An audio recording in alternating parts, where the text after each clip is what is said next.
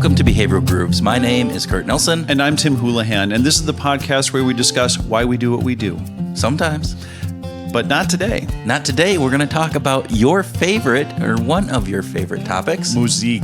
Musique. Yes. Specifically, actually, music that is informative of behavioral science. Is that a way of saying it? Fair enough. And there's thousands and thousands of songs that we could be pulling from, right? There are millions of songs. We're using an availability heuristic here just to peel off the stuff off the top that's available to us, right? Those vivid memories that we have of these different songs. And you definitely have the Kiki memory of this. So you begin and talk about a song that makes you think of behavioral science or reflects a behavioral science principle that you think is important to talk about. Number one is Think by Aretha Franklin because it's Bob Cialdini's favorite song. You are just pandering here. I'm not pandering. I'm just saying it's just so great. So why? Okay, let's talk about why this is a behavioral science appropriate song. Because it's saying don't just do. Think. It's like interrupt your behavior with a little bit of thought. So right? Be rational as opposed to being just emotional. Right. And the lyrics go, you better think about what you're trying to do to me. Let your mind go. Let yourself be free. So don't let your mind lie to you, basically. Be rational.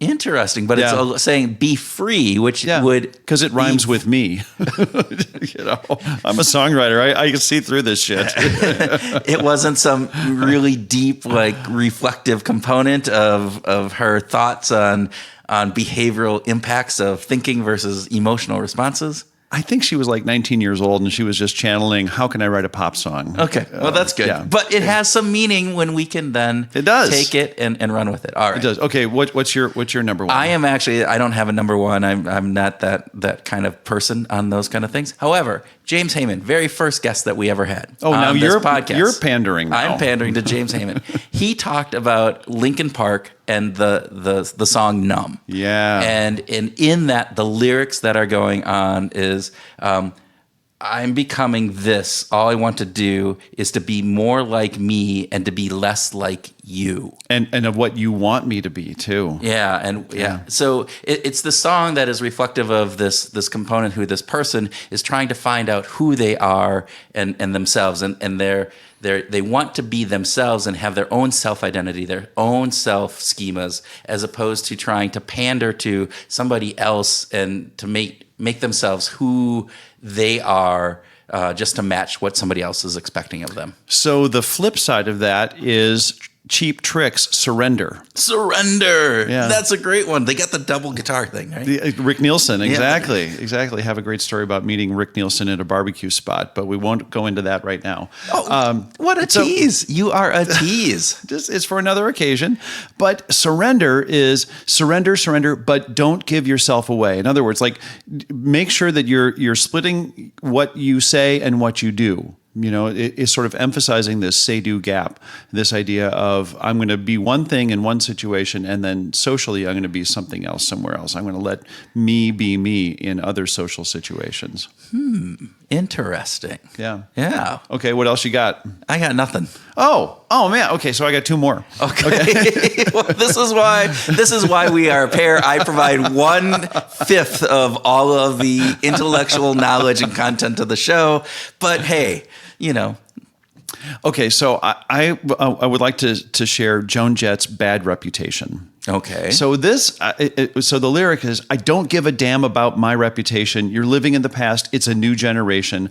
A girl can do what she wants to do, and that's what I'm going to do. I don't give a damn about my bad reputation. And I feel like this is really freeing. It's an empowering story, but from a psychological perspective, she's saying, I'm not going to give into social proof. I'm not going to give into the social story of what is being pushed on me. I'm going to be me. And I think that's a cool message. And basically saying, F you tribe. Or is it going to this component that's the generalized big tribe and I'm forming my own bad reputation tribe?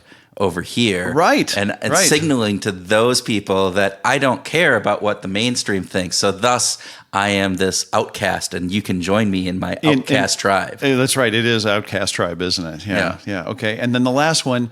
Okay, so this is going back a few years, and I'm not a huge country fan, but George Strait wrote a song called "She Thinks I Still Care." Okay. So I mean, just the title itself, "She Thinks I Still Care," is so great. It ranks up there with some of the greatest titles of all songs ever written. Which another one is "How Can I Miss You When You Won't Even Leave Me." That's a pretty great one. Who is that by?